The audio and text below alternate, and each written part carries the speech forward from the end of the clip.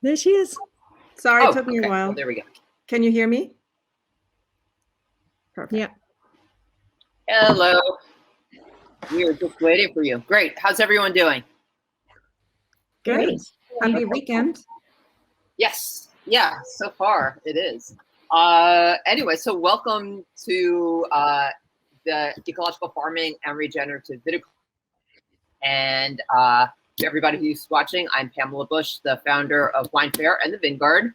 And this is going to be a really, I think, enlightening panel for everyone watching and everyone who will watch it afterward too.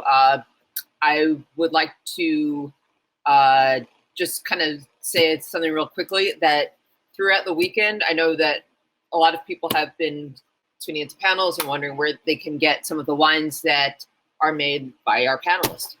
We have a list of our retail partners on the Wine Fair website. If you go to www, nobody says that anymore. I'm the only one. I'm totally dating myself by saying that. If you go to winefairsf.com, and it's spelled WINEFARESF.com, you can check them out. And we have over 40 retail partners scattered not only throughout the United States, but throughout the world. And they are all women-owned or co-owned, natural wine-focused shops. So having said that, I would want to introduce our moderator today, Janna Olson, who is a fierce proponent of farming. I don't even know what the word is, but farming with respect for nature, and that includes people as well. So just real briefly, Janna is a regenerative viticulture consultant on Miwok and Light Rancheria lands in Napa and Sonoma. And she works with vineyards and ranch owners to design a 7-year ecological transition for their land using a regenerative agricultural framework. I'm going to let her talk more about herself and her pretty amazing bio, and also introduce our panelists. So thank you all for being here, and I'll see you at the next panel.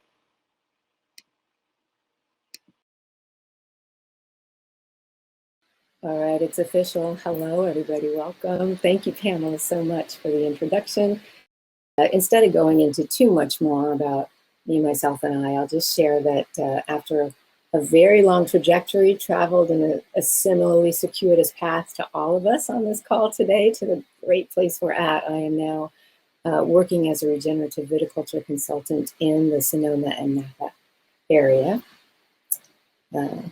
We'll probably learn more about me as we go, but we're not here for that. So for today, I really do want to welcome you. It is such a gorgeous Saturday, and this is going to be a Saturday exchange, more of a celebration than a making the case for regenerative viticulture, because, you know, Wine Fair is so cool to be at a women-inspired event with all the allies, just all of us hanging on a Saturday. So, and also we have a window in with our 3 panelists to some pretty innovative ecological farming.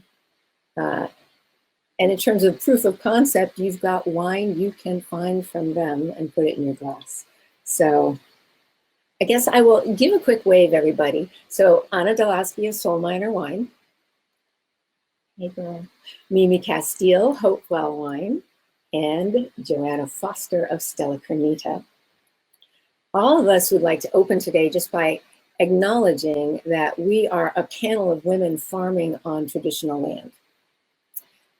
And the traditional lands of the Onasati people, called Napa, California, the land of the Kalapuya people, called Hopewell in Willamette, Oregon, Yola Amity Hills, the land of the Chumash people, called Los Olivos, in California's San Ynez Valley, and the land of the Huarpe people, called Mendoza, Argentina. So to all of these first peoples, past and present, we want to honor and thank with gratitude all given for the land itself and for the enduring wisdom of these indigenous peoples and their leadership. And, you know, we'd also like to thank Charlie Toledo, who, though not on this call today, is on this panel today. With us, Charlie is a TOA leader, and she is the executive director of the Casteel Intertribal Council, which is on Anasazi land in the Napa Valley floor.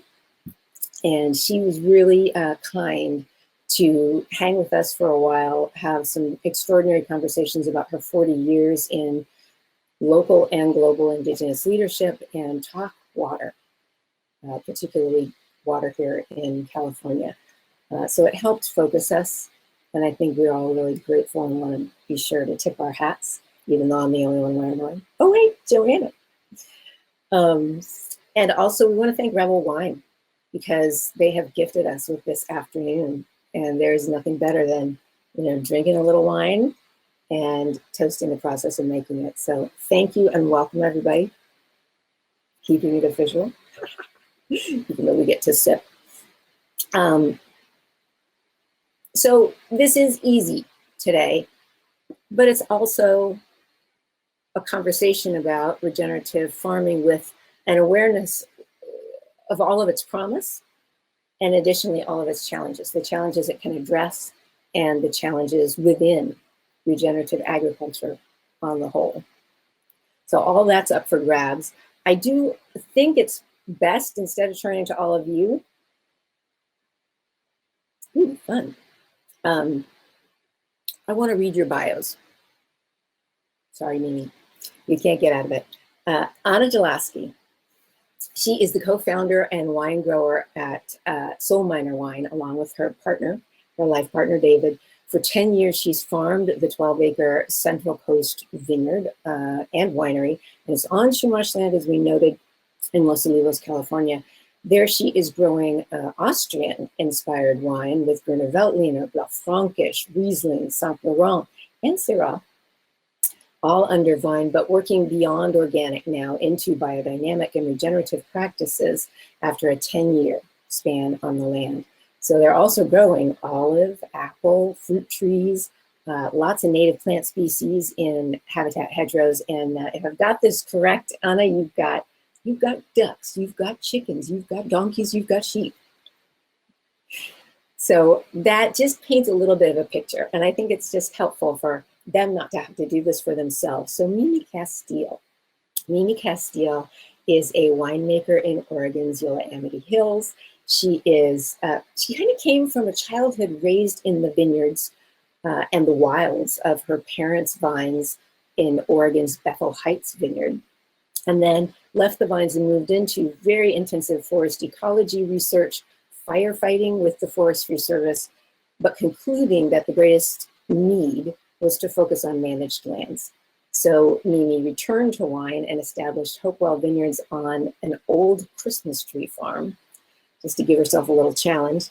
And with 27 acres under vine on an 80-acre property, currently she's producing with Hopewell a stunning Pinot Noir and other varietals that are all being ecologically farmed, working within a regenerative and ecological framework. And Ms. Joanna. Joanna, where have I got that? Here we go. So Stella Crinita is a really compelling winery project that was born out of the love that she and her husband Ernesto have for natural wine. But they began farming biodynamically in 2002. And in Argentina at that point, she said, you know, biodynamics was essentially considered witchcraft at that stage. People not only didn't take it seriously, but were suspicious of what it could be, what it could do, what dangers it held. But slowly over these last years, they have really brought their winemaking expression into a full natural winemaking production. So in the winery proper in 2017, they shifted so that all of their wine growing under vine would be produced naturally. And they are, currently working with about 17 hectare of selected parcels. Their vineyard is located about, I think, 3,600 feet above sea level in the Yucca Valley. And it's a desert region with more than 300 sunny days, less than 200 millimeters of annual rainfall, And a lot of water, the vast majority of the water, so compelling, I know we're going to talk about this, comes from ice melt. And ice melt delivered to the vineyards through channels that were created by the indigenous Huapi people. So this is some of the orientation to the women you're going to hear from today. And I know a lot of you on this call know and love this crew. Simple note for everybody in attendance here, admin stuff. If you've never been on Hopin, it's kind of enjoyable because you have a little bit of user control. If you're interested in putting somebody front and center on your screen, you can double tap their image and then minimize them same way, or go up to the little 3 dots in the corner and tap on that. This is going to be about an hour long, just a little bit, just the 4 of us with a feature on the 3 of them, and then we'll move to Q&A. But of course, I'm going to be checking in as best I can, and I know everybody else will with the chat. If you have questions that you feel you really want formally addressed in Q&A, as you might find in Zoom, you can enter the question, and you can definitely upvote other people's questions too. So if somebody poses what you were going to pose, don't hesitate to head back there and give it a little upvote, and that way we'll get to it. So I want to open today just with a kind of a warm-up question for the 3 of you. Give us a little insight. What was the journey that led you to your current vineyard, to your current method of production, to farming it through an ecological lens? Anna, do you want to start? Sure. Hello, everyone, and thanks for having me on this panel. I'm really excited about talking about regenerative agriculture. I think about it a lot, and I think what really, why I'm so interested in regenerative agriculture, I do want to go back to my Austrian ancestors. I grew up in a little city, but my grandparents, my parents both grew up on small farms in the Austrian Alps, and we would spend the summers there, and I would drink raw milk and get eggs, and the honey came from the neighbor. And there's something about this connection to the food that, now that I live in North America, it's such an industrial model, the agricultural business. And I'm like, we have a 12-acre farm here in Los Olivos, so it's my little attempt to recreate this childhood memory that I have,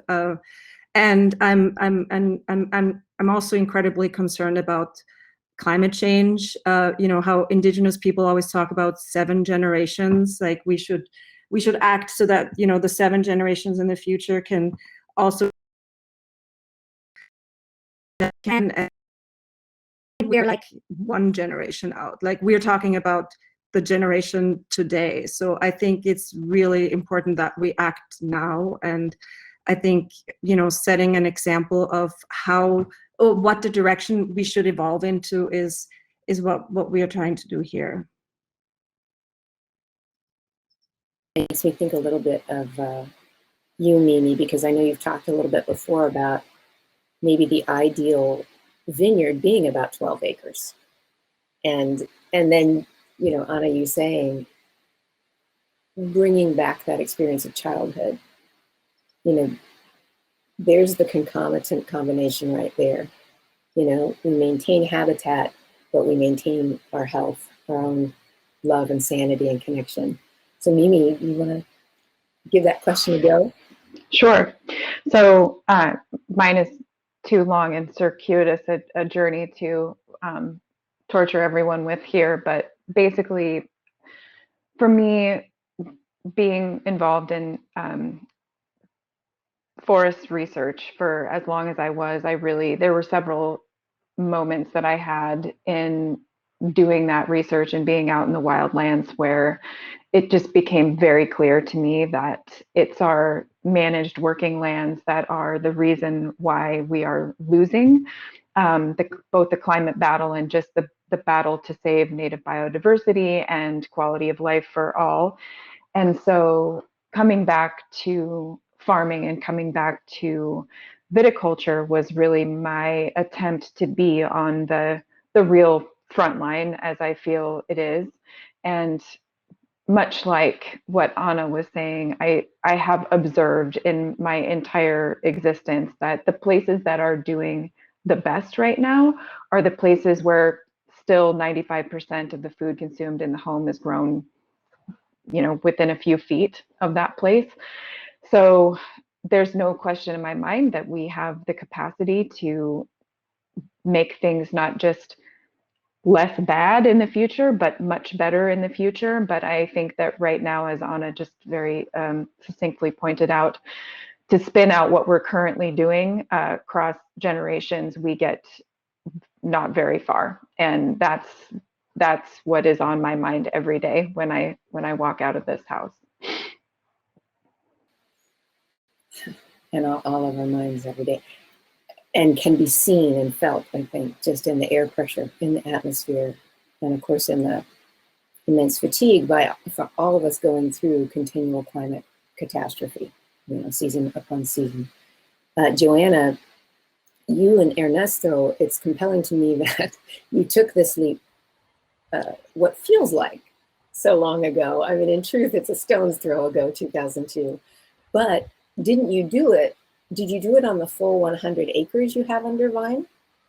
And then gradually move towards Stella Crinita with the 17-acre full natural wine production? How did you approach biodynamics at the outset? Oh, I was going to tell my story. Tell your story. Taking that way back. In context about me. No, I was just thinking as you were going back, the two of you.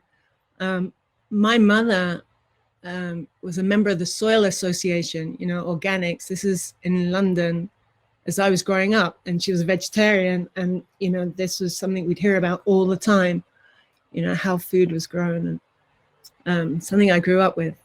And then, I was thinking, and I eventually studied something called development, and then I did a master's in environmental planning and management.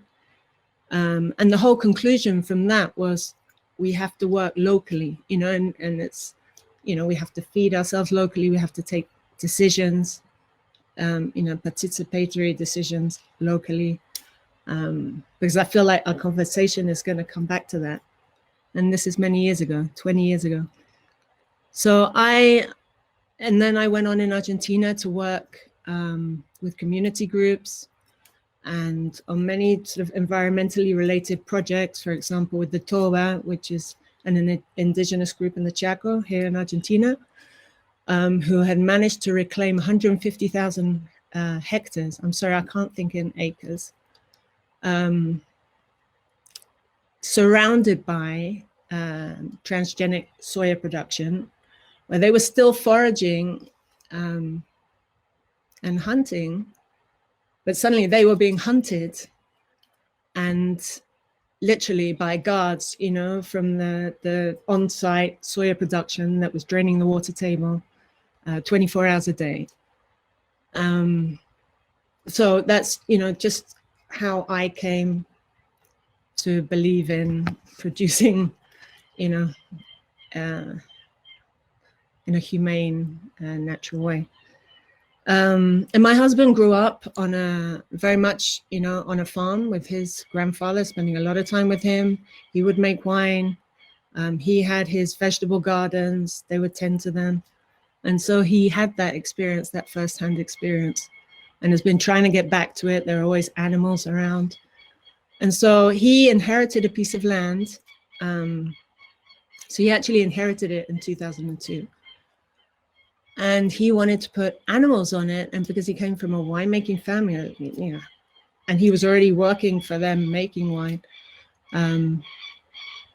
obviously was going to plant it with vines.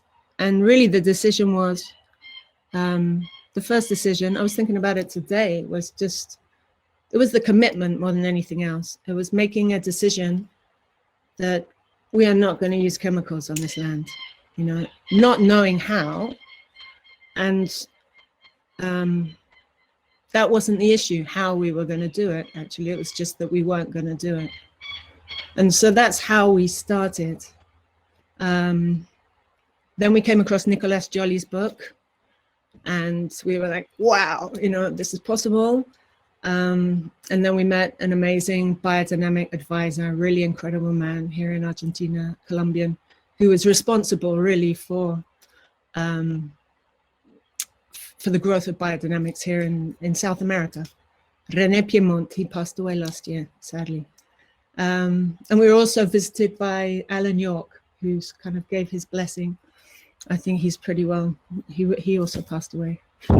But I think it came from the commitment. That's what happened, you know, and once you decide to do something, you start connecting with the people that you need to do it with.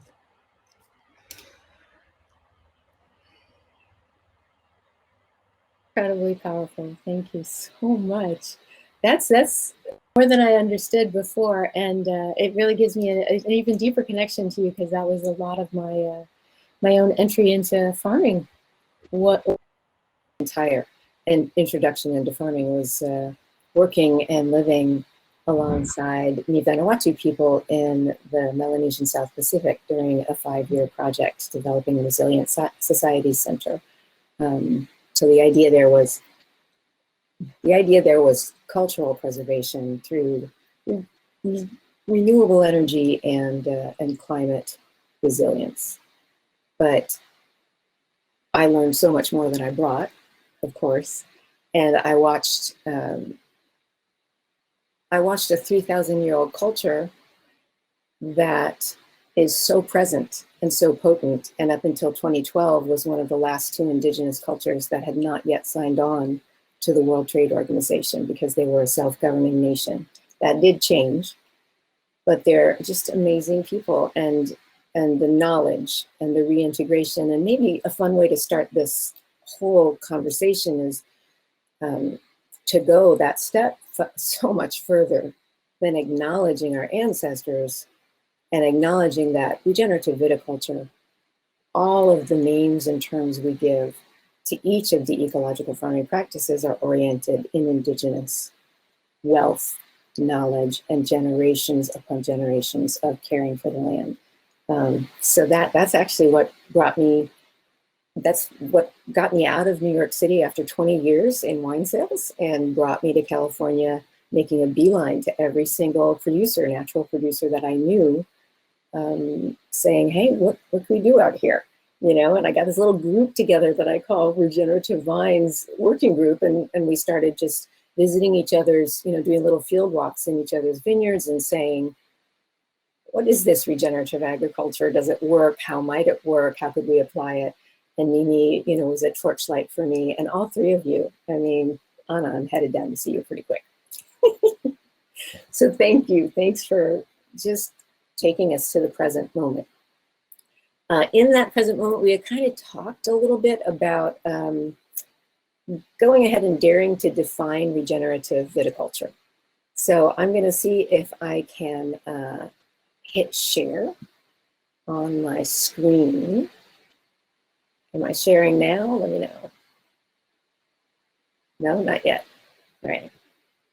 There we go. How about now? I can't see you, but can you see Solminer Vineyard? Somebody give me a yes. Okay, we're going with it.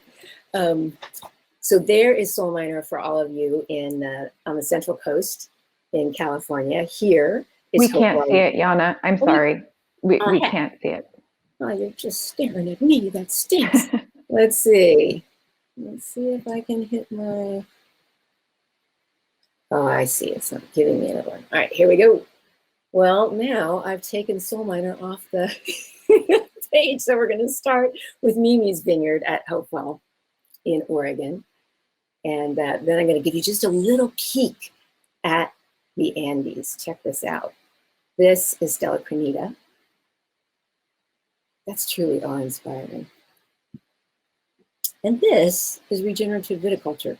So in the quickest overview, you can see the language under these 5 key principles. Least disturbance to the land. We would start by phasing out synthetic and systemic chemical applications, ending intensive cultivation, torching, disking, plowing, harrowing. These are words that were very compelling to me when I got into farming in the United States because I had never encountered them in Vanuatu.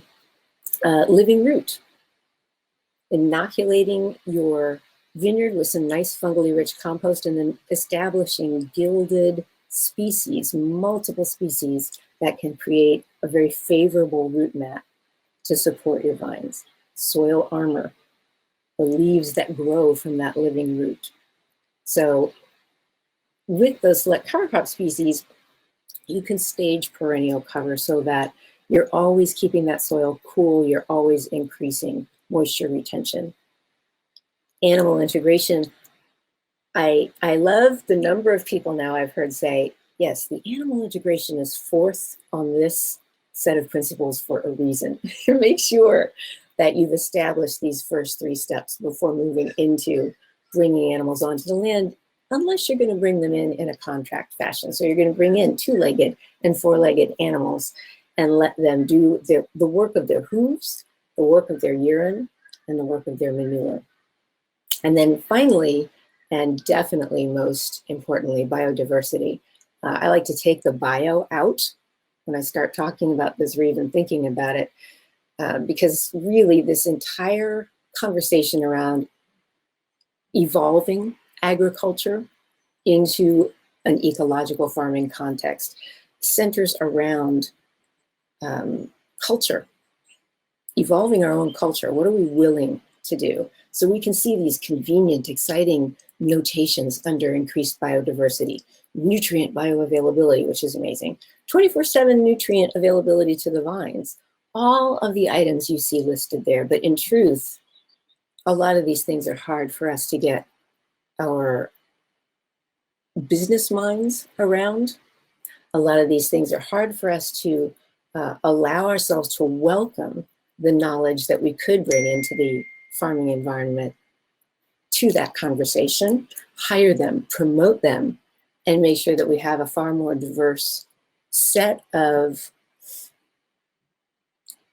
both cultural and professional experiences to bring to the picture. So what are some of the key benefits? What are the results of engaging least disturbance, living roots with soil armor to keep that soil cool, animal integration, and diversity that extends below the soil all the way up and out into your vineyard team and the way you promote that team, the way you hire that team? You can see these notes. I don't want to belabor them, but some of them are fairly extraordinary. I'm going to let you peruse them and just mention that a thing I hope we'll touch on a bit today is the merit of engaging these practices successionally. They do truly build upon one another to create an environment that, not dissimilarly to the dangers of chemical cocktails that we see from, say, produced water and hydraulic fracturing. We don't know what those 598 chemicals are doing across our waterways and in the soil. Well, the same is true, I think, in regenerative viticulture and ecological farming. Ecologies are nested in ecologies. They're made up of trillions of biologies, so many families of species, we can't even fathom them.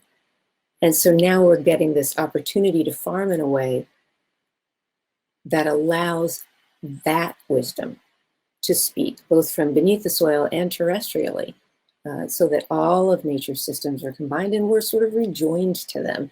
It's, I find it such a seductive proposal, and I'm going to shift out of that sharing now.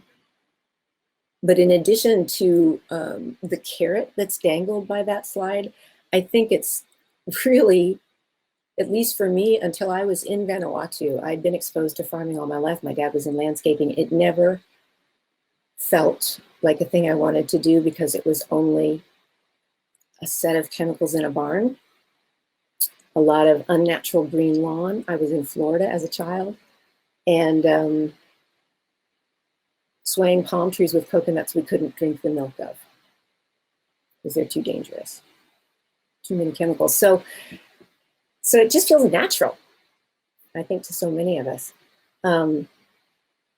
So on to a couple of questions.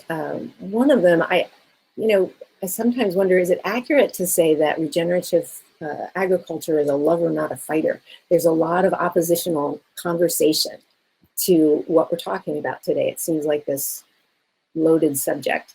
And I wondered just about your own experiences having farmed in these ecological systems for what can you share with us about whether it really works, how it's really working, what's your experience in vineyard management as producers as well, in accomplishing the shift that it takes to arrive at a system that has exceeded conventional or even certified organic outcomes. I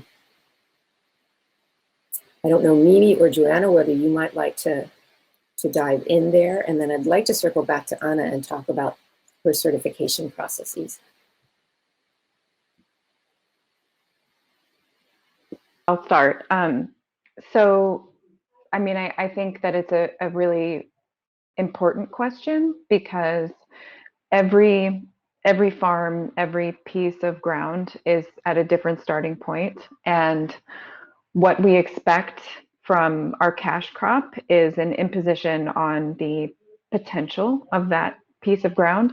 So I would say that having gone out of my way to start this project where on a piece of pretty degraded land, that the limitations are really, one, just in terms of the sort of budgetary realities of what a person can bring in. So if you have endless amounts of money, you can obviously bring in a whole lot of compost and do a lot of things that we just didn't have the capacity to do. We were trying to really see, without all of that extra outside investment, what we could do just with plants and time and the rainfall we were blessed with.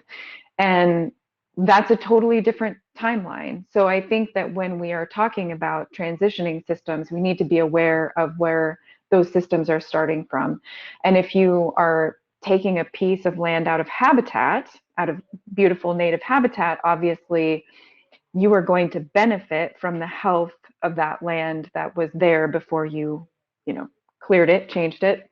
But if we could look to instead not expanding our agricultural footprint beyond what it already is, and maybe even shrinking that a little bit, and being realistic about which lands are the most degraded, and that those are going to need a grace period to bring back the fertility and that foundational substrate, then things can really fall into place fairly quickly. I mean, the changes that we've seen without those extra inputs over 13 years now are extraordinary. And yet I know that if we could invest more, have more, we could certainly do more. But there's something really, I think, also important about the processes that drive themselves. And so a lot of times I think, if I did have money, maybe I wouldn't spend it as wisely as the land can just do in process by itself. I know that's kind of a rambling way to answer your question, but I do think it's important to understand that every piece needs to be dealt with from where it's starting, and that we need to recognize that some pieces of land need to rest before they can provide us with the abundance that is promised. Yeah, it does. I think we were talking the other day too about the Nature Conservancy's new proposed, non-farmable arable land buyback strategy in the Central Valley in California. I really do hope they can garner the funding for that, because it's an incredibly generous conservation project to undertake. And from what I understand right now, their goal is to buy back that land and literally reseed it with native species and let it rest and let it go, while aiding landholders that can't farm it at this stage anyway. So Joanna, I wondered a little bit about you and Ernesto, just the origins to the current state of the vineyard and some of the changes you've seen it go through. Yeah. I mean, originally this piece of land was a potato and garlic farm. And it did have, well, it still does have, it has a small forest of about 5 hectares of alamos trees, popular trees, which were used probably, you know, as poles, and they're very common here. They're used as barriers as well. So it was a slow process to you know, to the first couple of years planting, you know, it wasn't all planted at the same time. So, you know, maybe there was about 20 hectares planted at the beginning, and then, you know, over the next few years planting more and more and more. And I feel like, because, you know, you're waiting for the vines to grow, we weren't expecting, you know, we didn't expect a yield. You know, you're already conditioned by that time, you know, 3 years of waiting for those vines to develop for their first, you know, harvests. So I kind of feel like it was an organic process over time. We weren't expecting big yields. We didn't want to take a lot out. The way that it's been planted, my husband's very aesthetic. So he's kind of planted it with his aesthetic vision. And for example, there's a labyrinth that's been planted that you can absolutely not touch. I mean, in terms of moving the soil, it's been there for a long time. To harvest now, you know, you have to pass, you know, the baskets over the hedges. Nobody, you know, here people are paid for harvest by how much they can do, how quick, you know, so they're running about. But to harvest the labyrinth, you hire someone for a day, and I'm sorry, I'm going in and out, but, you know, thinking about the over, you know, a long period, it's now maybe 15 years that we're using biodynamic methods. The fruit, I can say, you know, we don't expect to get huge yields. We don't want to plant the whole vineyard. We want that diversity. You know, in the forest now, we're planting under the forest. We're planting vines to see what happens. If, you know, we don't touch the land, we don't move the land, they're shaded. You know, climate change does, you know, the effects here are a lot of hail, rain when you're least expecting it, just before harvest. You know, this year, half the year's rain fell the month before harvest. And this is a good point, because, you know, the people were freaking out this year because everyone had botrytis, but we didn't. And so what we see after all these years of practicing basically is a constant. We feel that, yeah, we've had our problems. We have been privileged. We are privileged because we're at very high altitude. It's 1,100 meters above sea level, and you know, very wide journals. How do you say it? You know, big temperature differences. It's very fresh, and so we really don't have a lot of threats. Our biggest challenge are the ants, more than anything, I think, the ants. So we've tried to distract them, you know, with other flora, try, you know, hope they'll go to the woods and dig them up. We've had guinea hens trying to, you know, get their nests, but apart from that, you know, and eventually just finding the nests and digging them up. You know, I can only say that now, you know, we're at a very harmonious point where we feel like we've got some kind of balance. We have a lot to grow and a lot to learn and a lot to do, always. We do move a lot of our land because, you know, we use a bit of horse traction, but we also do move some of the land. It's 50 planted hectares now. So, you know, the challenge is how to do less of that. We plant cover crops. We have a lot of animals. We have llamas, we have sheep, we have a donkey. We have chickens, we have pigs, and they roam around.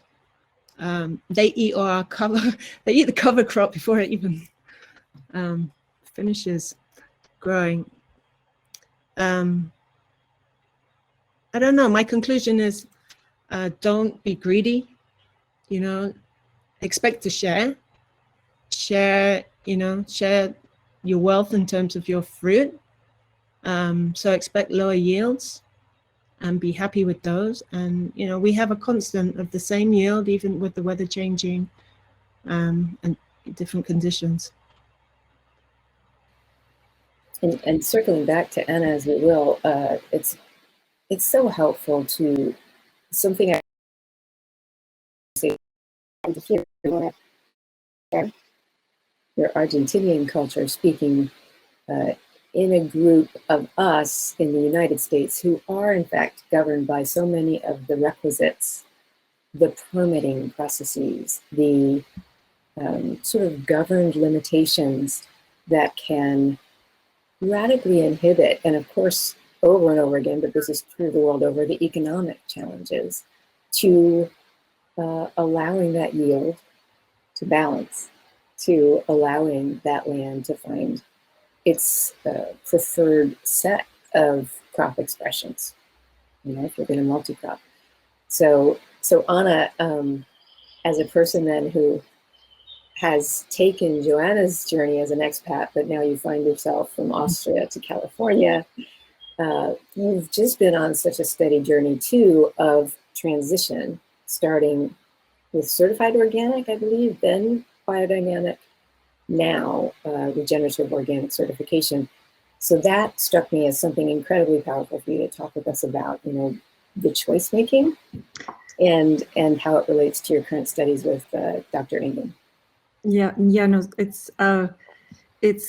we started like in 2012, and it was an existing conventionally farmed vineyard, and so the first step was to get organic in transition. So I went through the audit, and there's two ways of using certification. You can either just use it to get like a seal of approval and do the minimum amount that is required to be able to put a claim somewhere along your, you know, on your product, or you can use these certifications like organic and Demeter, like to guide you from conventional farming to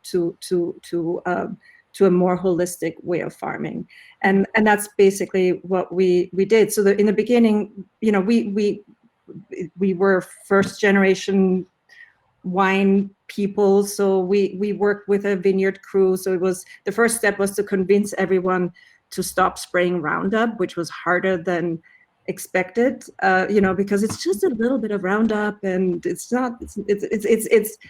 usually all men, and so it was that was the first step. But then that required that we had to hand weed everything, and that's because we thought it has to be clean under the vines, you know. So then we had to switch all of our, like anything that was sprayed here. It's in the region where I am in, is there's usually a spray program for powdery mildew for conventional farmers or organic farmers. So you have to switch to pesticides.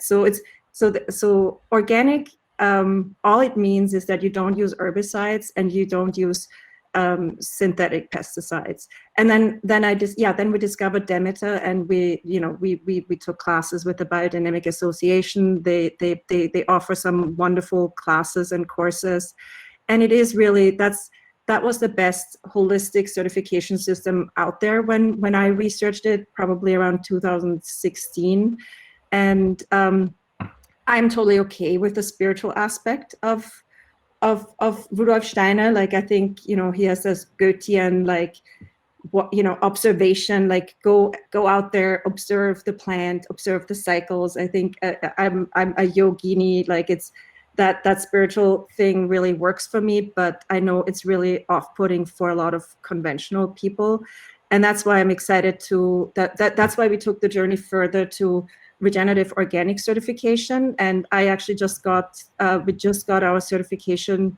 I got an email yesterday that we got awarded regenerative organic certification, the silver level of it. And I think what I like about this certification is, again, it's a pathway to a more regenerative way of farming. And we have to remember, we are trying to do systemic change here. Like, us three for doing something that is, that is good for the land is wonderful. But in order to meet all these great goals of mitigating climate change and, stopping a biodiversity collapse, is like, we need everyone on board. And in the United States, there's only 1% of the produce are certified organic. So we really need to help people to transition into that. And I feel like with regenerative organic, it's science-based. It's not based on intuition, like where Rudolf Steiner came from, although I think that's important as well.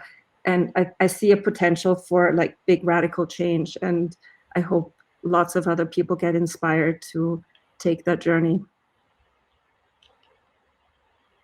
Can we just stop now? That was gorgeous. Thank you. Let's see. What a, oh, attendees, can we all just say how great it is to hang out together and just talk to each other? Thank you, and all of you. Well, I do think there's the opportunity for so many of us to get on board, and I know some of us are really working on that at multiple levels inside our cultures and societies. One of the things I wanted to do, or to talk about, to set context for that a little bit maybe, is just about water. Why is this concept of whether you do it through Steiner's intuitive anchoring in your own relationship to the land and letting that intuition guide you, or you do it through science and the ways in which we really explain to ourselves what that intuition means. I sometimes look at science in that way. Isn't water and our water cycle at the core of the merit of this kind of successive ecological view of farming? I had thought maybe,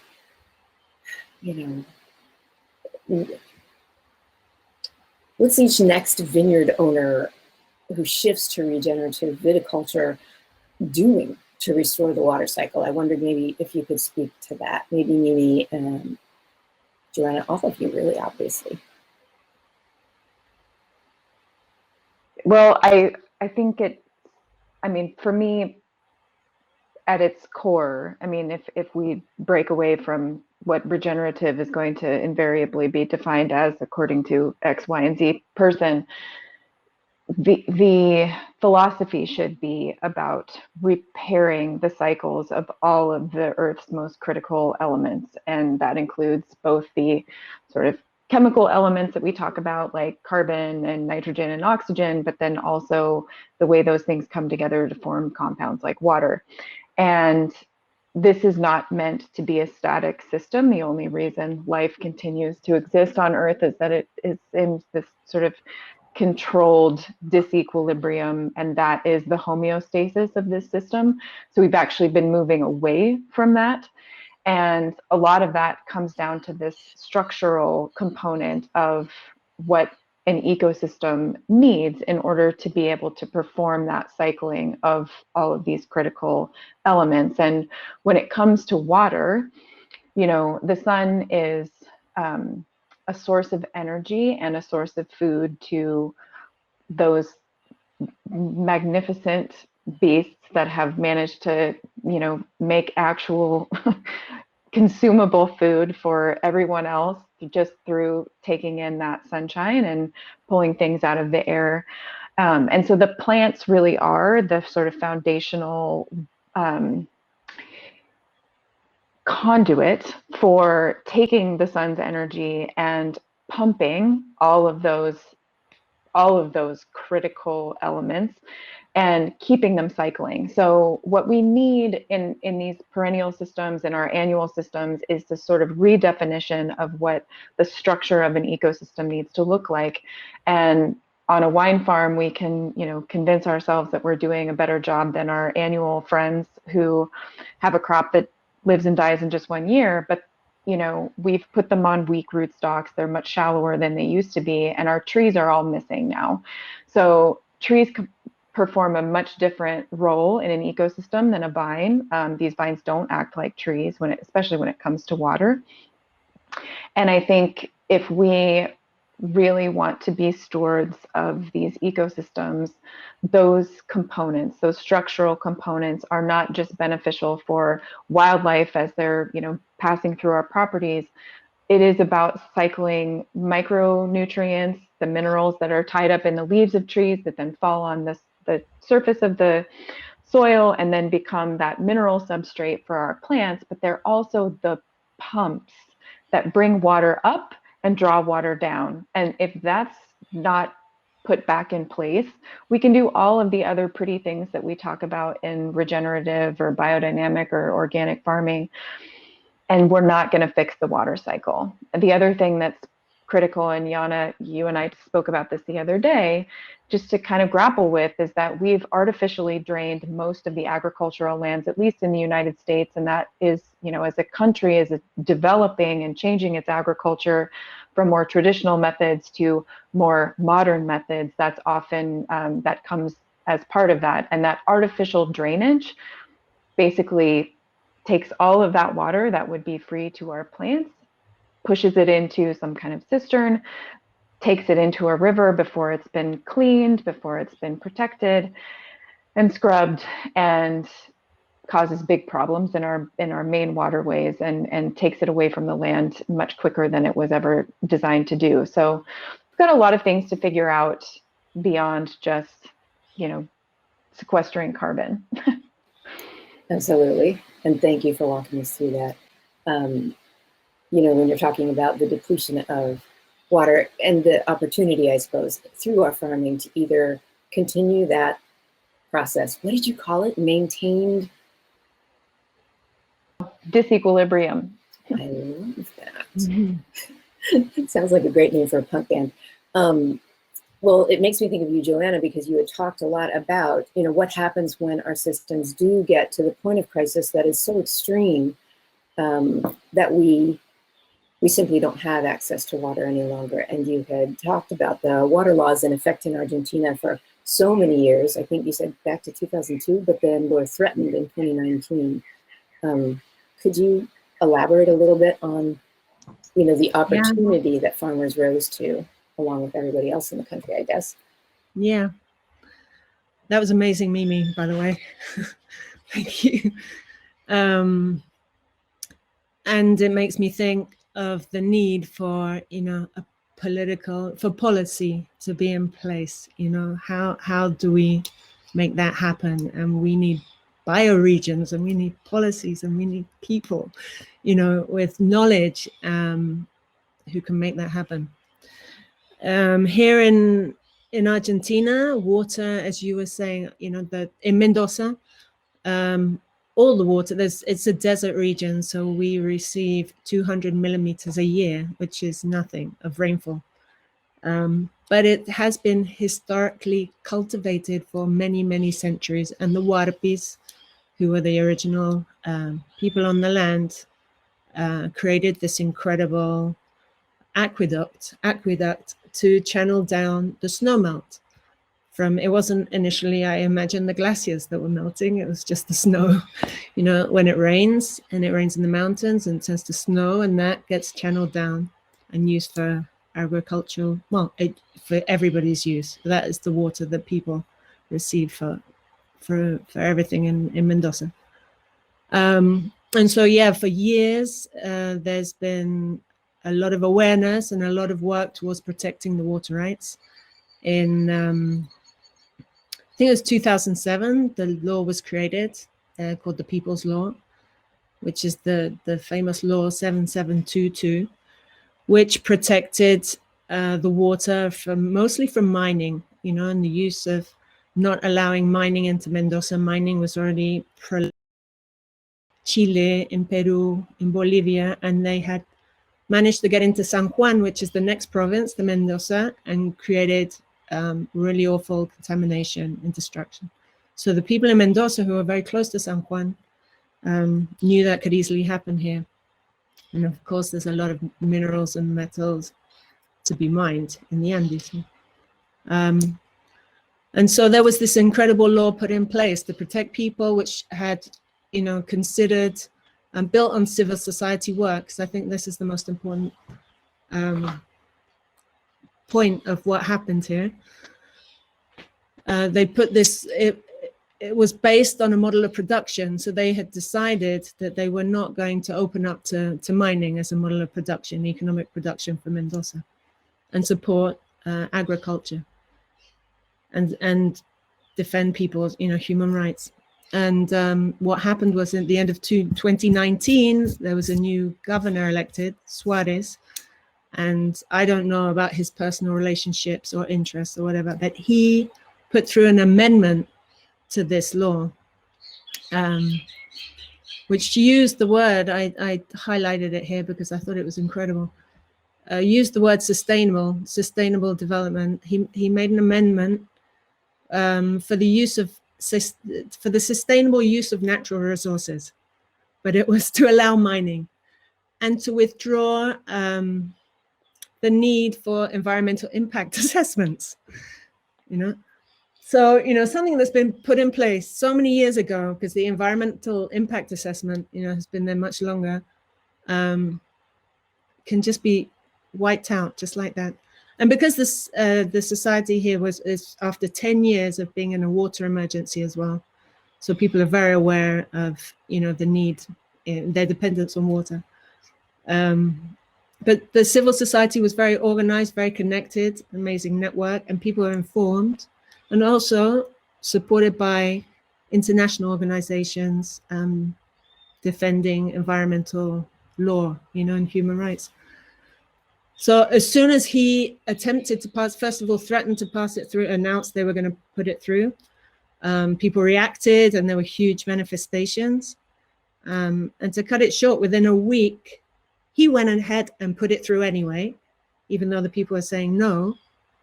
And immediately, 50,000 people started marching from the Uco Valley, which is 100 kilometers from the city, and they marched all the way, to the government house.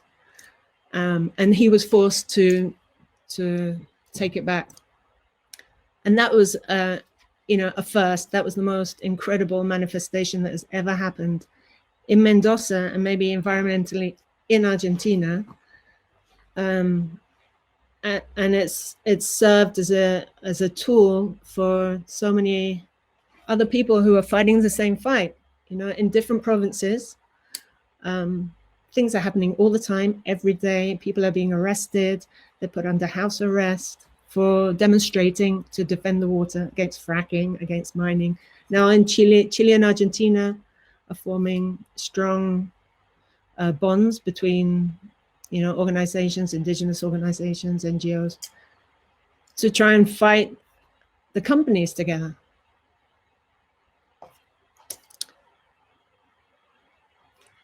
So it's a success story, but it just shows you that we are, nothing is set in stone. Just because you have environmental legislation, it doesn't mean that it's there to stay. And the words, the use of vocabulary, the use of sustainability. How we, you're talking about so sound familiar, everybody in the States?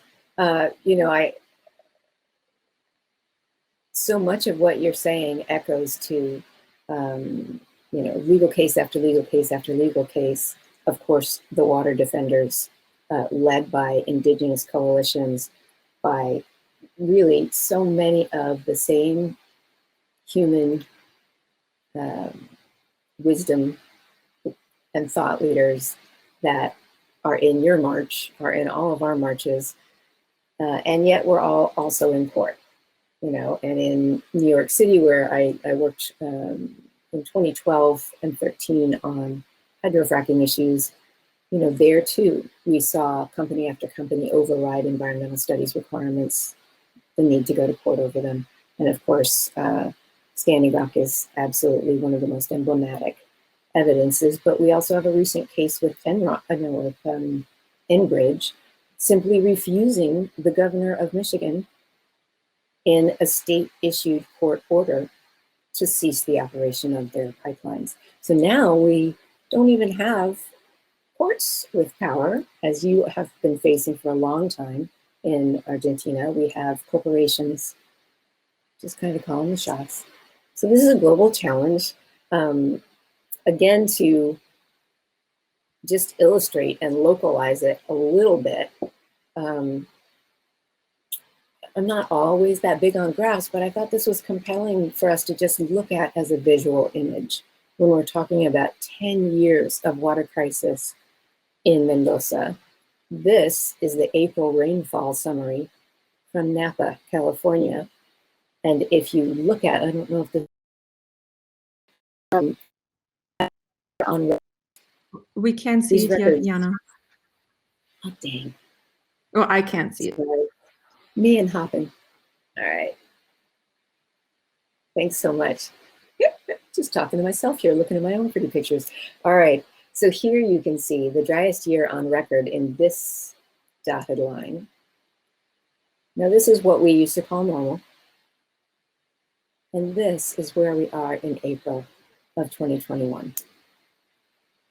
And Charlie Toledo, that I just mentioned a bit ago from the Casteel Intertribal Council, this is what that looks like. She just went up and took a few images of Lake Hennessy and went over to Pucha Creek. I think that is the image from Pucha Creek. Pucha Creek is usually right here this time of year. And I share this just to offer, sometimes as an audience, it's just good for us to be able to see, you know, what does this look like both in chart form and then in the thirst of the landscape that surrounds us.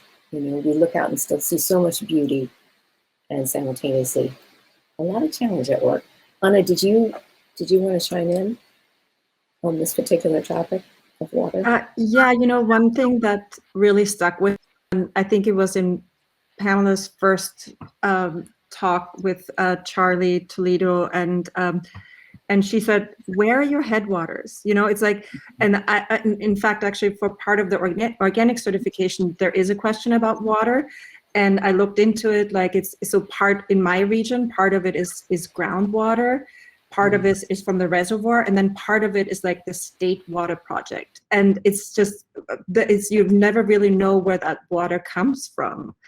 And, you know, I mean, one thing so, you know, what we do know is with climate change is that like there will be more desertification. There's more like so certain regions will be drier. So I think people will have to stay flexible. People will have to, you know, may have to move. We have to stay resilient. We have to adapt with our crops, you know, and you know, and yeah, I think wherever you move, make sure your watershed is, you have good water supply. Because I mean, we here in Southern California, like it's not, I mean, the Central Valley, so I came from Canada, and one of the reasons why I wanted to move to California is because all the organic food I bought in my little health food store in Calgary came from California, and it probably all came from the Central Valley, and the way I can be able to supply the rest of the country, including Canada, for more than a few decades, maybe. So I think it's important to see that reality and create new, like create new local areas where you grow your own food. Like local food is so much better, anyways, than if it's shipped all over the country. Well, so, you know, another thing Charlie said that was so helpful, though, that does relate to this challenge, because it's heavy and very intense and sometimes overwhelming to get policy changes afoot. But she indicated that with one of the major cases that she was fighting, because of social media, within 48 hours of the arrests that had been made and of the threats of violation of law around resource management, the bank in Amsterdam that had funded a project she was working with indigenous peoples in Ecuador about, learned that their indigenous leadership had been imprisoned and most likely was under threat of death, and they pulled the money. And so I was moved to hear, you know, Charlie is a forerunner to all of us in that she's done this for over 40 years. And she professionally was out doing this kind of work in 1972. So, you know, how do we keep ourselves going? The other thing that's fun to share before we move ahead about what Charlie does now is focus on her lawn. You know, this is a woman who has spoken at the UN, been all over the planet, and said to us, you know, yeah, I call it an urban meadow. And slowly I have taken it to edible and medicinal plants. And I just invite people to enjoy it.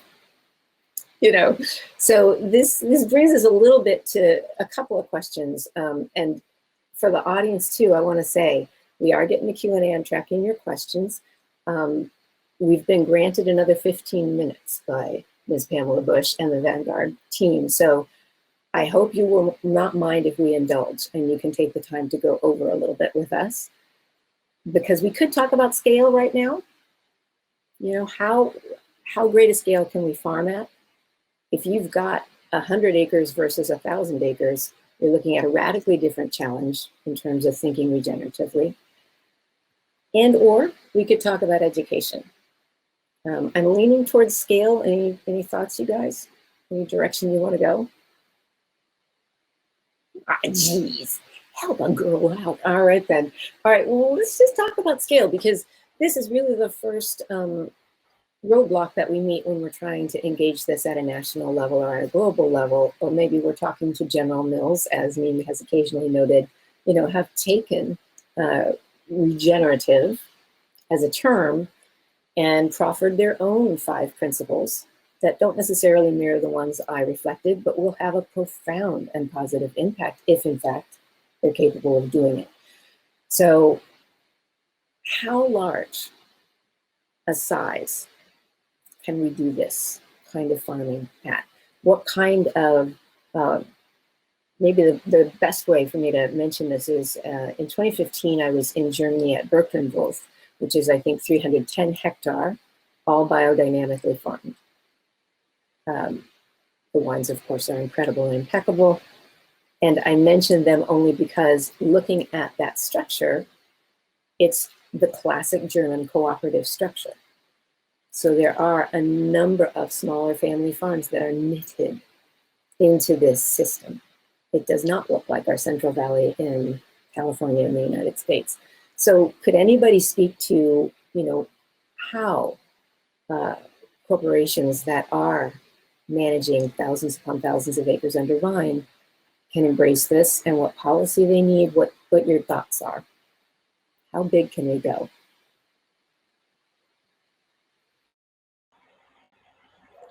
I don't know about thousands and thousands of hectares. I do think that the cooperative model is amazing. I think I do also believe in small scale. I know that for us, just going from our experience, working with 50 hectares is not easy, you know, in terms of biodynamics. We've just got a dynamizing machine from France. We haven't used it yet.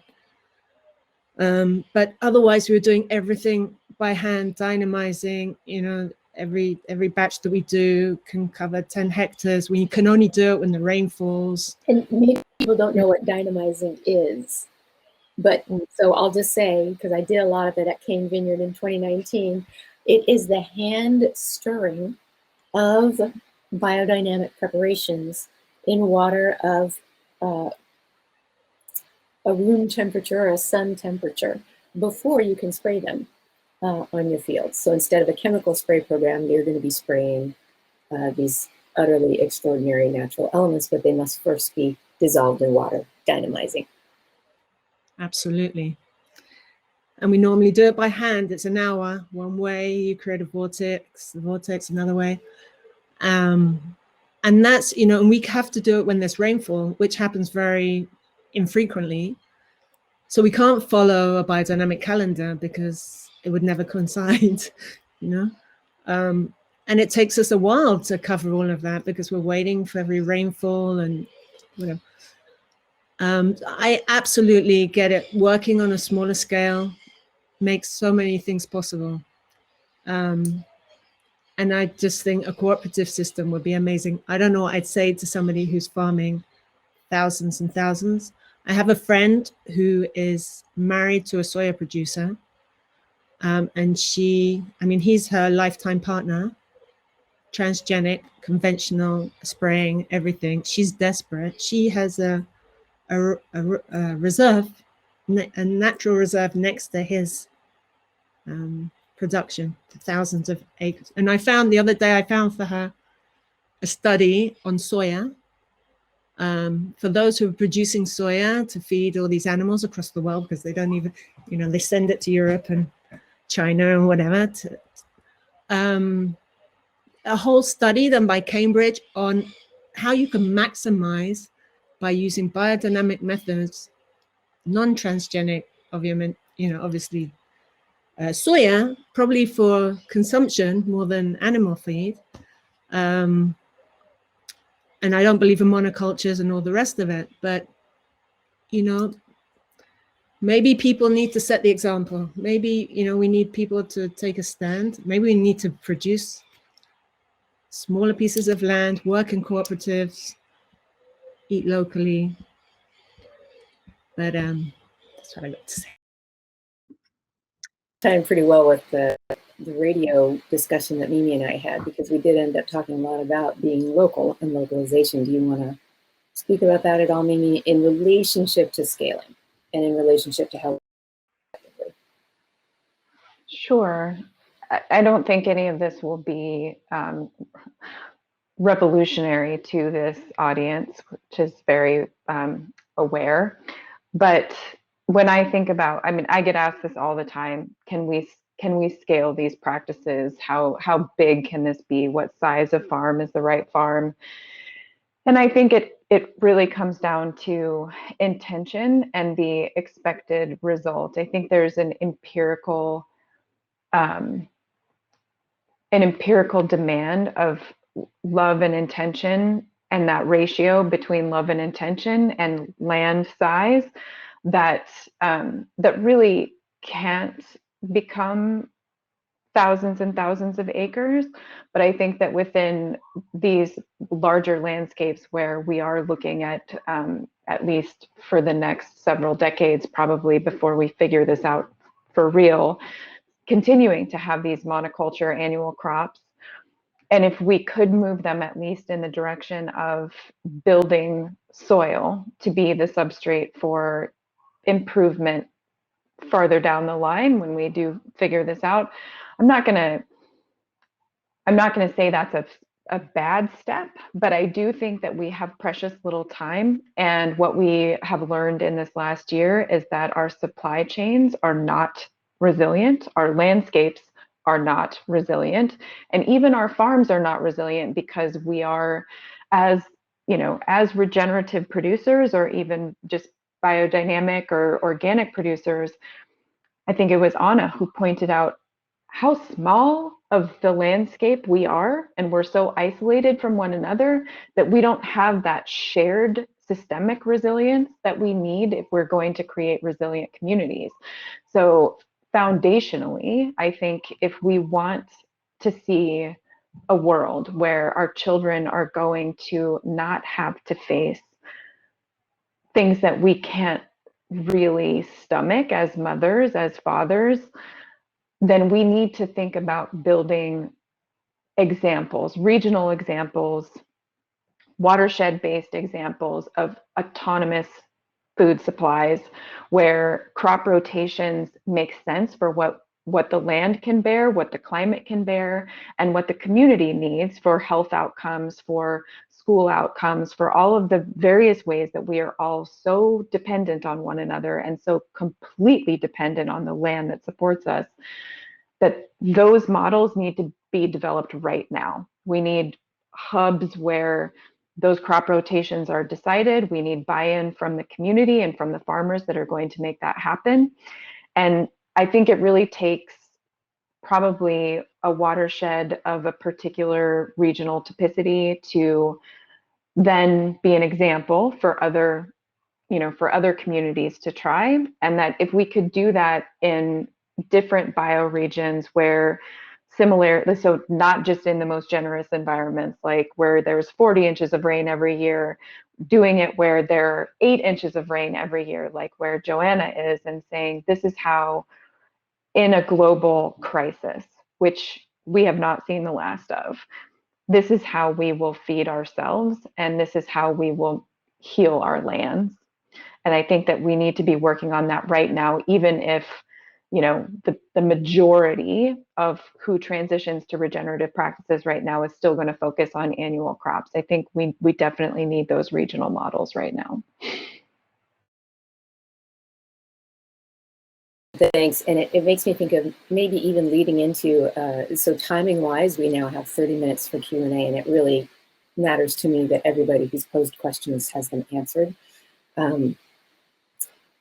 At the same time, I want to say it kind of leads to the last, if I fast forwarded to the last question I was going to pose to you all, it was going to be, what is our greatest vision? What can we do? What do we want to do? Just as individuals, what's our hope for our region or for our own lives and our own work? And Mimi, I feel like what you're outlining is certainly that, it's not just a collective vision, but it's one I know that you're very actively and dedicatedly working to see realized. So thank you from the world. But Joanna, I know, you're involved in the localization aspect of this work as well. And I wondered if now might be a nice time to talk about that. And Anna too, I just want to know, what do you put your head on your pillows dreaming about in relationship to all this work?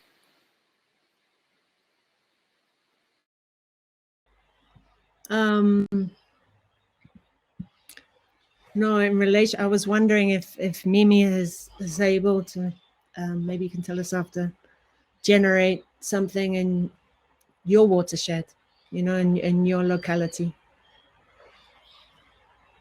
You'll tell us after. What am I dreaming of? I want to move beyond our farm. And, I've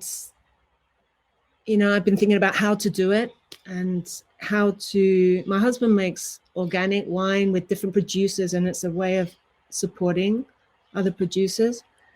But, it goes beyond wine for me, and it goes beyond, and it's about food and it's about people. So yeah, I'm trying to create a local farmers market here in our district, which doesn't exist. And it's something I saw in California, actually. And I saw that you could either have a real farmers market where you had farmers who may be traveling for hours, and you see them change, with the seasons, and they sell at a very fair price, and you can shop for a very fair price. And so my intention now is to create this kind of market whereby local producers, we can bring them together to supply locally, and local people who wouldn't even dream of, it wouldn't even occur to them to eat organically. They wouldn't even, that is a luxury that other people have. It's that most of the organic production here goes abroad anyway. And what stays here is so expensive, and it's just supplied in Buenos Aires and maybe 2-3 places in Mendoza. So what if you took out the middleman and the middlewoman? It sounds like a very basic idea, but working on a very local scale. So now I'm working with different people. There's a slow food organization here in Argentina.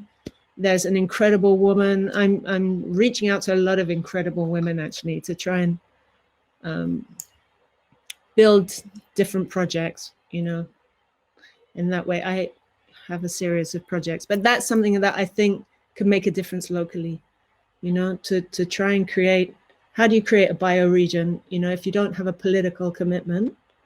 I also thought about, you know, sistering with another, you know, Greve in Chianti in Tuscany that have created a bioregion. You know, how many Italians can I find here to create, I don't know, a sister district, you know, why can't we be the first? So I'm dreaming a lot. And I would love all of your help to, you know, to try and do things. But I think it's working together, you know, and it's trying to find a way so that people can produce agroecologically, you know, so that, you know, I know that people who work for us are so happy to be not spraying pesticides and to be eating from the land. You know, we produce vegetables and stuff for everyone to eat. So it's about creating more community and creating economy, I think, locally. Thanks. Thanks. Yes. That's my basically a perfect world- here, and I'm going to be Yeah. quiet and let Anna speak because we Cheers. only are. In my perfect world, I would not have to jump through all these extra hoops to prove that I'm organic or biodynamic or regenerative. I would love to switch to a polluter pays model where, like, the people that put pesticides, and it's not like I'm not blaming anyone personally, like this is like like we need a Department of Agriculture that's not driven by Monsanto people, but that have human health at the center of it, like nutritional, you know, like that we provide.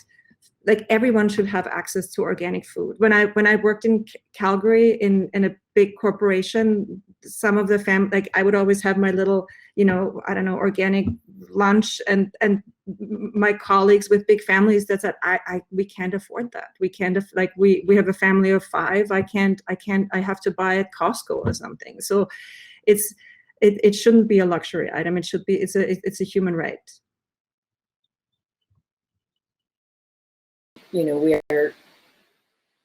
are talking a lot about farming today and the specifics of that. We're talking about policy today and the specifics of that. We are not talking about human health. We're not talking about epidemiology issues that could be resolved globally if we undertook all of this. And we're not talking about representation inside our own, you know, little arena that is currently being termed ecological farming, regenerative, carbon farming. We're not talking about the reality that we are still among the whitest of the white, that it's certainly not just in agriculture, but it's fundamentally vital that since all indigenous wisdom is all we've actually been talking about all afternoon, you know, given a different name under a different guise of practice in order to restore the planet. We do have a lot of changes afoot. I feel concerned because now I'm torn between pursuing that and making sure people's questions are answered. I'm going to shift to the questions in default, but I want to make a profound bow of acknowledgement because I feel as though conversations that have been heroically undertaken in 2020 by BIPOC and AAPI communities are what I'd like to shut up and allow to lead us to the place where ownership changes, policy changes, and there's a black, red, green New Deal. I'll leave it at that for now and say we're going to shift to these questions just out of total respect for everybody who has joined us here today.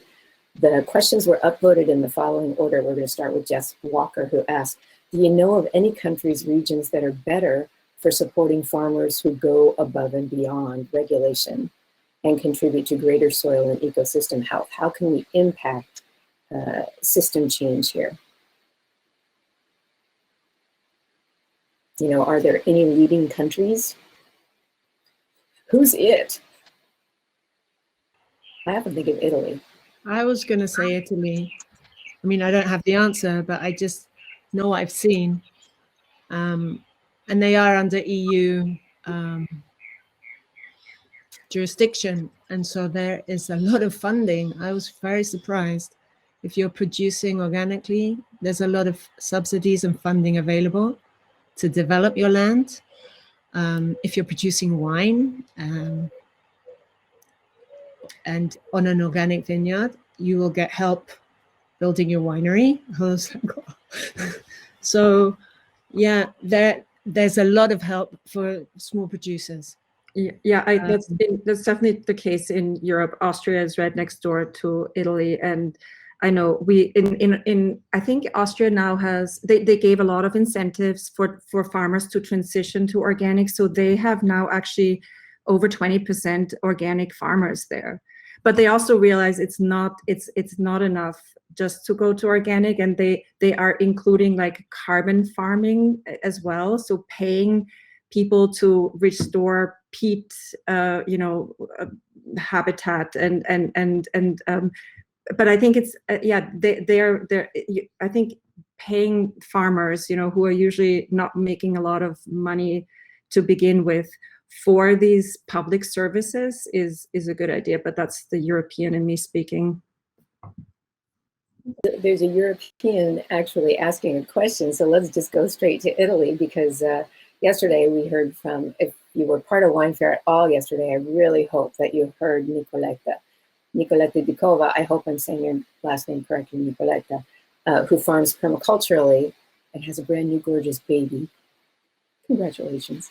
And she's asking, this might be a quick one, is regenerative viticulture officially recognized in the USA? Can a producer write on the label that, his wine is produced applying this method?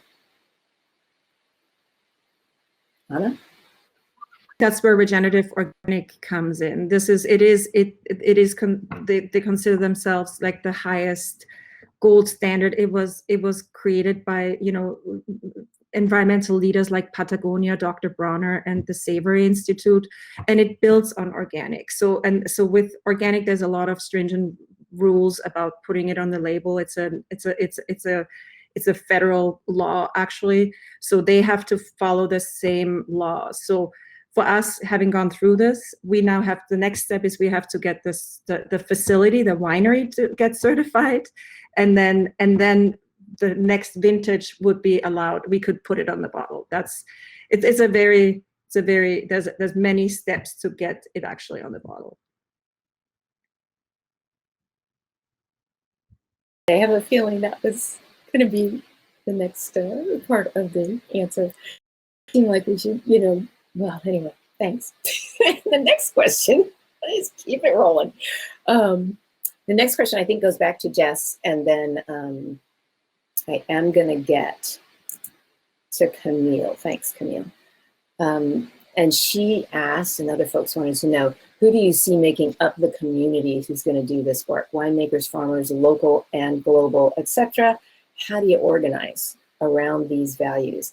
In some ways, I feel like maybe we've addressed this, but is there a succinct take any of you have on this process?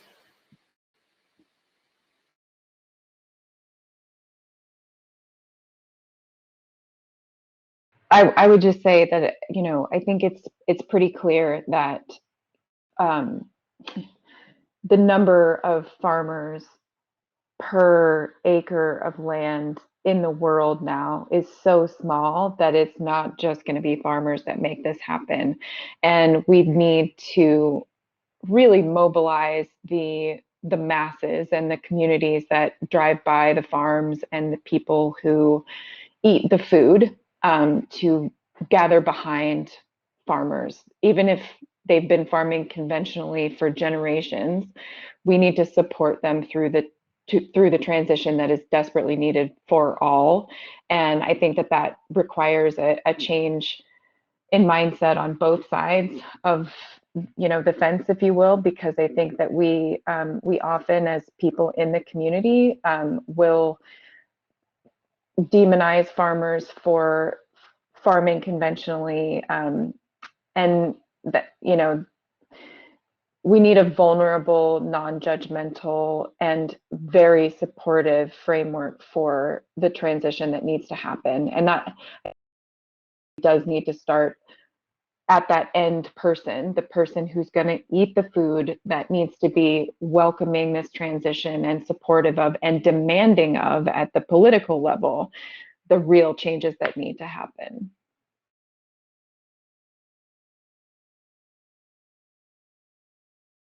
Thanks. We have, actually, this goes back, but it is specific, and it was asked early on.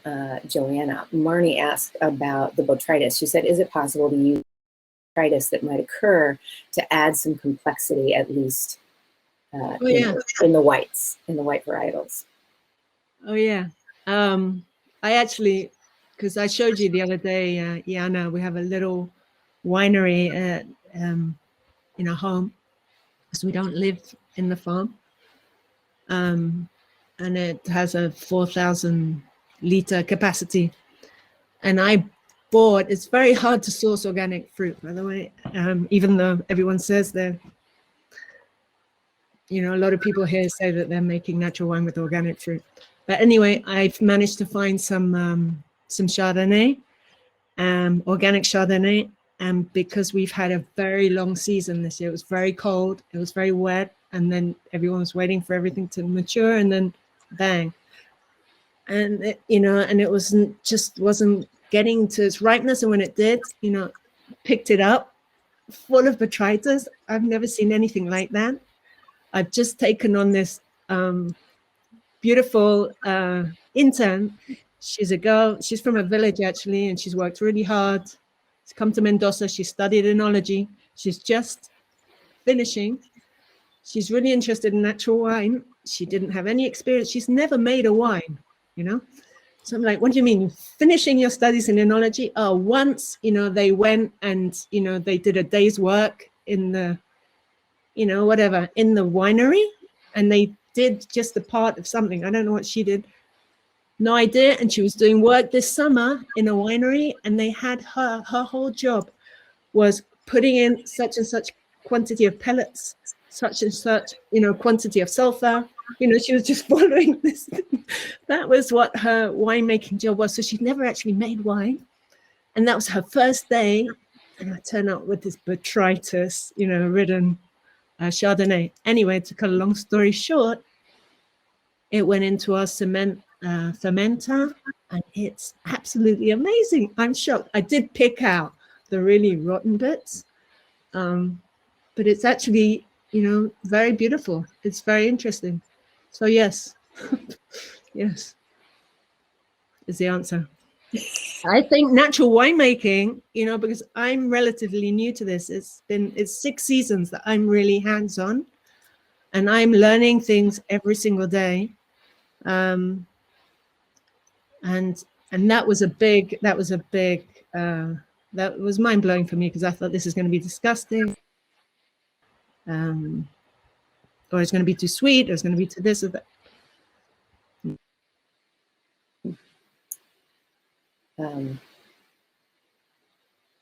You know, I almost think as we begin to conclude, because I don't see any other questions there right now. Let me double check one more time to make sure I haven't missed anything new. I think we're good, although Camille Martinez did ask, can you share more information about Charlie? So yes, we will. I think somebody replied to her behind the scenes, but maybe for anybody who is sight impaired, I'll just say yes. If you'd like to know about Charlie Toledo, her work, and the Susquehanna Tribal Council, will send a link or make it available through Panel somehow with the Vanguard. So, you know, all three of you are going to remember that my first informal subtitle to this panel was going to be, you know, what I wish industry professionals and wine lovers understood about regenerative agriculture. And so I might ask if we could conclude with me posing that one more time. I don't think it's out of left field, because you've heard me harp on it. You know, is there something that after this congregation, after these questions and this exchange, that comes to mind? I have often thought, quick note, the reason I'm motivated to say this is when I worked with Christy Frank in New York City at Frankly Wines, when I worked at Gramercy Tavern as a wine captain for 7 years and thought I knew so much about viticulture. I was really like your intern. I had never made a wine. I had barely walked through the vines.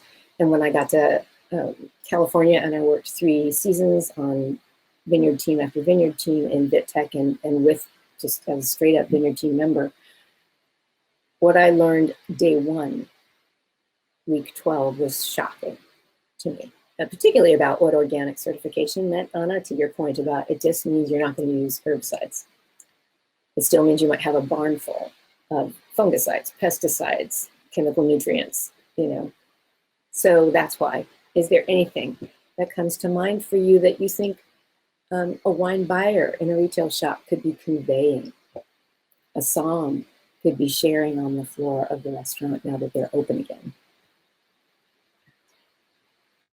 Mimi, you said something about like, you know, I think it's less than 1, or like it's a very small percentage of the people in especially in the United States that are actually the farmers. I think it is the whole community, like each of us in the city, in like wherever we are, we can be advocates for this, for this type of, you know, for moving towards a more fair and just food system. So I think using your voice to your political representative and sharing that, you know, sharing the enthusiasm about regenerative agriculture is something that each of us can do.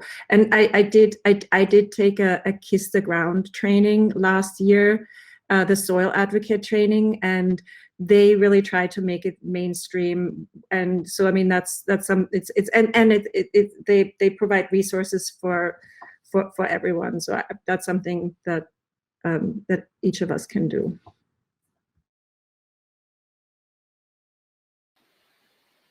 Anybody else?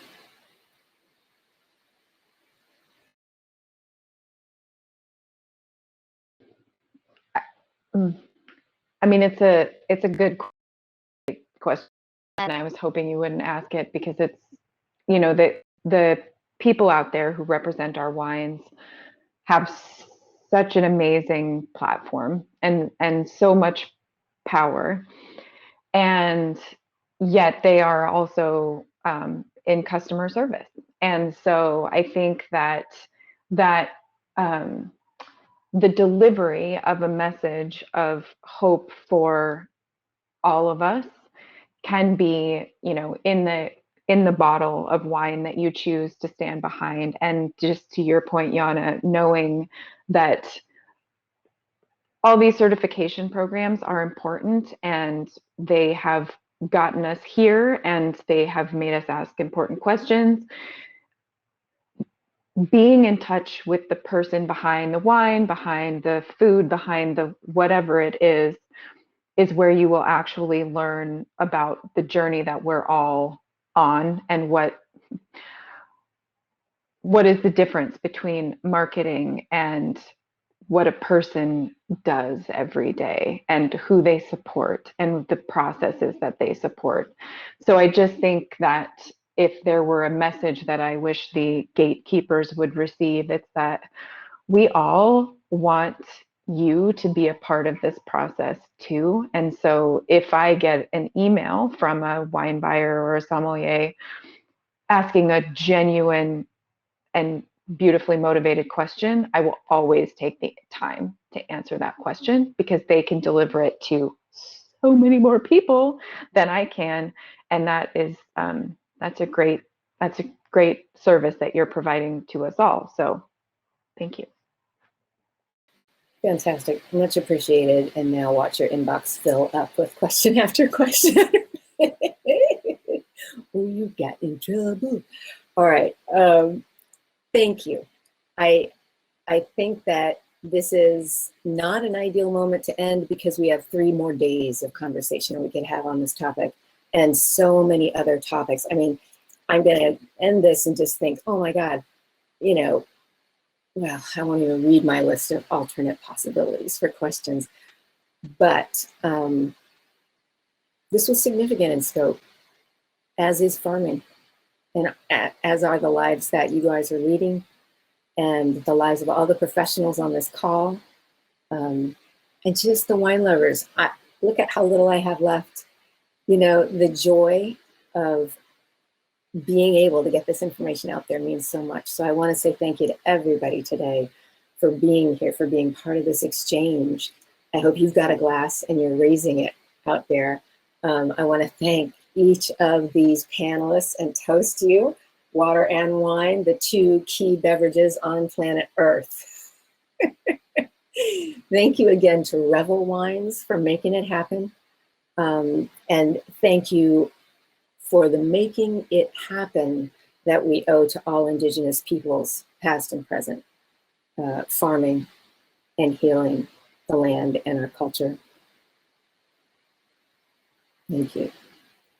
Thank you, Janna, for being an outstanding moderator. And Anna, Joanna, I can't wait to meet both of you in real life and give you both a big, you know, COVID-free hug, because I'm so in awe of what you've done, and you're not alone.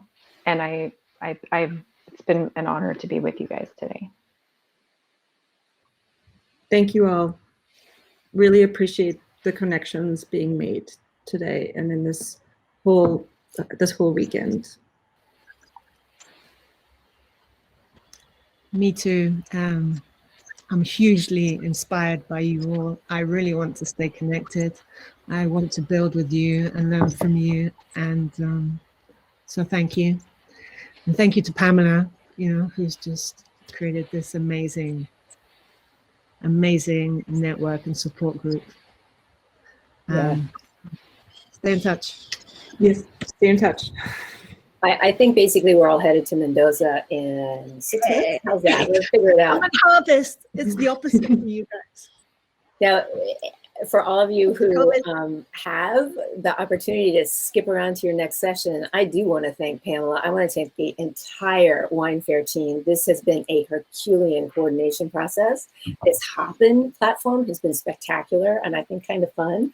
So you got a little more fun ahead of you at 3 p.m. because the next up is going to be emerging wine regions in the United States. And if regenerative viticulture is compelling to you, you know you're going to want to hear from Deirdre Haken in Vermont.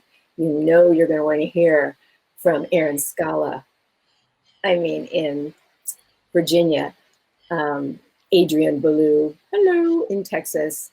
And just major bows and props to one of the huge inspirations all along the East Coast, at least, Lee Campbell, who is going to moderate. So just fans of Lee should go over just to see her gorgeousness and hear the wisdom that she's going to lay down. So just throwing that out there. And with that, God, I don't want to hang up. I do not want to go, but I'm hugging you all and all of you in the audience that I can't see who are lifelong friends of mine. Oh my God, Christy Frank, don't make me cry.